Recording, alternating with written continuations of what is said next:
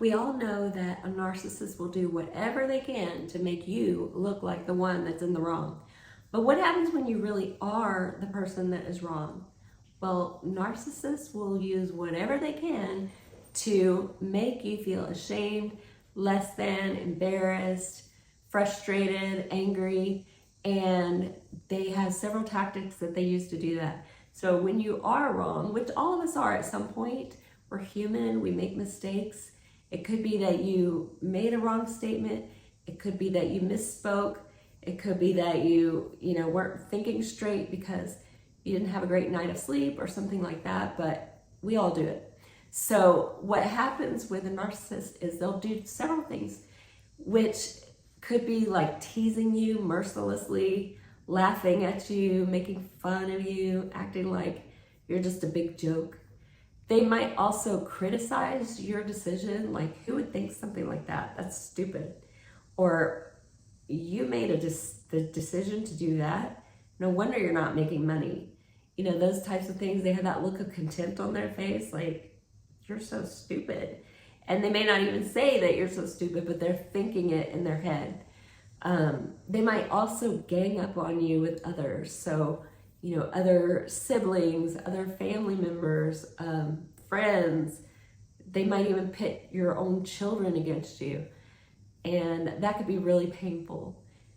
They can rage at you, like maybe they just get so mad that they start peppering you with questions like, why would you make a decision like that? That's stupid. Where did you even get that idea? Did you get that idea from blank, who's this friend that they also hate? Of course, they accuse you of, getting ideas from that person. Any idea that they don't agree with, you must have gotten it from this other person that they dislike. So how do you feel when a narcissist starts treating you like that with such anger, contempt, smirking at you, laughing at you, scoffing at you? You feel shame. You feel embarrassed. You feel frustrated. You feel angry. And guess what the narcissist thinks about that? They don't think, oh, I shouldn't be so rude. They think, oh, good. I like this. This works. Because narcissists have black or white thinking. So if they are not winning, if they are not right and you're wrong, then they feel that shame. And they can't allow that to happen because that wound is so deep and painful that they won't allow anyone to touch it, including themselves. That's why narcissists do not go for therapy, because they don't want to learn about what's inside of them.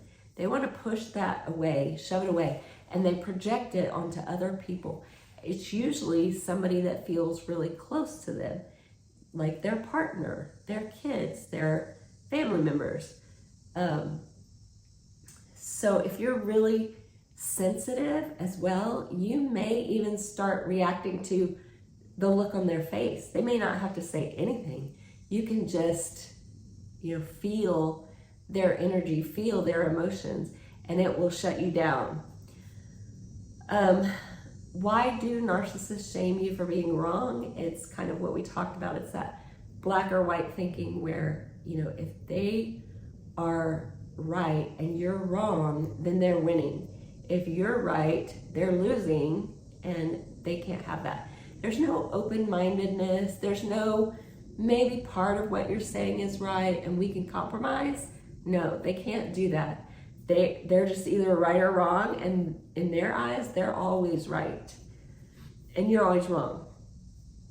Unless you could be right if whatever you're deciding looks good for them, or if they agree with you on something. So otherwise, you're just always wrong. So what can you do when a narcissist shames you like this? Well, number one, you have to begin to be okay with making mistakes. I know myself for a long time, I would get very defensive. I started that way before, I even became conscious or aware of it, because that's just the way I grew up. Like, you didn't want to get in trouble. You didn't want to look like the dumb one. You didn't want to be stupid. So I would get defensive. I said that because this, or, I made that decision because so-and-so told me to. That's a lot of what narcissists do too. So if you grew up with somebody in your family that was narcissistic or toxic, you may have gotten used to defending yourself. Number 2, use the broken record method. And I learned this when I first started teaching. My first training before I actually got my first classroom. And the idea behind it is that when you have a student that is arguing with you and not wanting to do their work, you just keep repeating to them the same statement over and over so that eventually they'll give up and they'll go back to their seat and do their work. So they might say, I don't want to do this assignment, it's stupid. And you say, go back to your seat and do your work. And they say, but why do we have to do this? So-and-so doesn't have to do it in their class. And you say, go back to your seat and do your work. And, it just continues. You keep repeating the same thing over and over. It's like those old LP albums, if you've ever heard those. A lot of times they'll get a skip in them and they'll keep repeating the same part of the song over and over. That's what the broken record technique is. So number 3 is gray rock and yellow rock. These are both methods that use like simple 1 to 2 word statements. Gray rock has 0 emotion. So you would say something like no or thank you, but you keep all your emotion out of it. You don't get angry, you don't get sad, you don't act too joyful.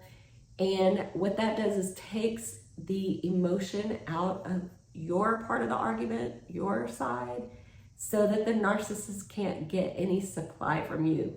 They're not getting that energy that they want from you.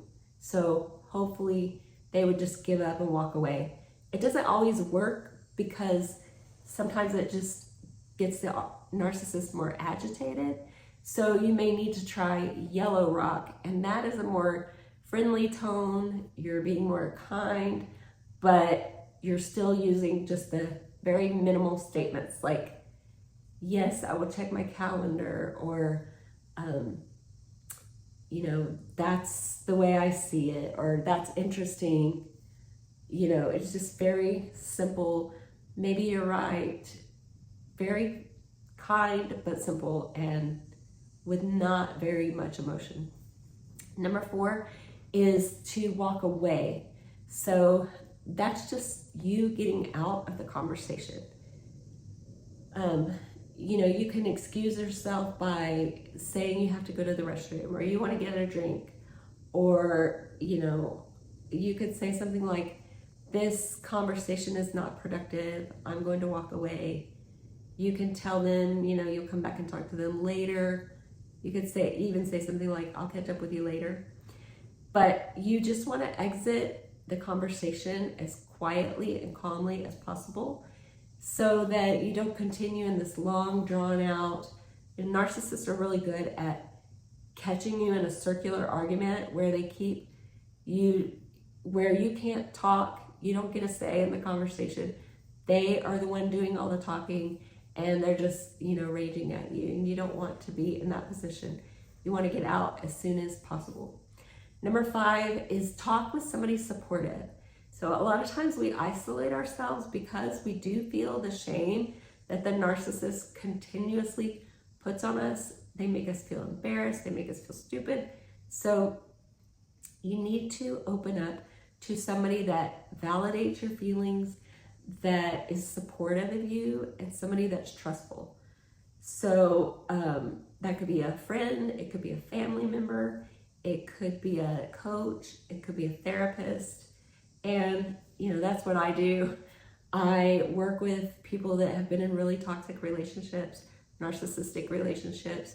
I've been there myself with several relationships.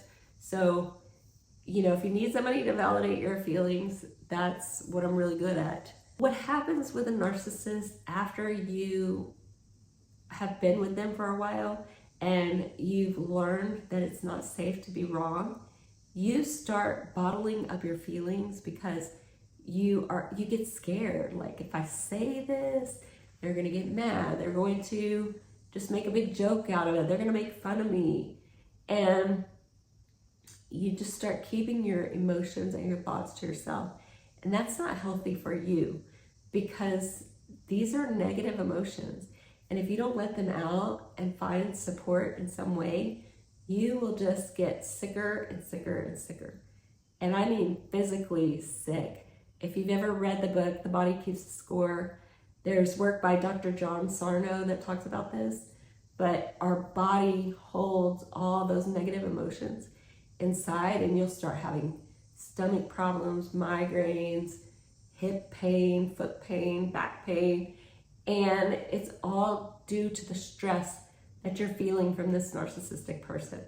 Ideally, you would want to get out of this relationship, but that's not always possible. Sometimes we have financial obligations. Sometimes we have children that we worry about.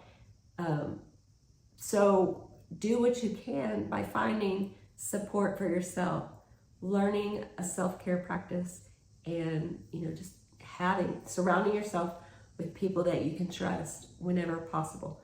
Narcissists make that almost impossible, but do what you can to get that support. Sometimes they'll let you go to work and you can find people at work. Sometimes they'll let you go to church. You can find people at church to be supportive. Sometimes they'll let you be around your family. You can find family members that will be supportive. There's certain friends that they approve of. Find one of those that feels trustworthy. Talk to them. So anyways, I hope these tips help. I know it's really difficult to be with a narcissist. I do have my coaching program. You can do it all online. So if you have a little bit of time to yourself, my group program, Becoming Conscious, is really good for that, because we do have weekly calls, but they're during the day. So if you have a spouse that goes to work, or if you have a way to get away from the house for a little bit during the day, you can do the calls then. You can listen to the replays on your own time, and all the other parts are online. So I just want to mention that. Thanks for joining, and I'll see you in the next video. Bye.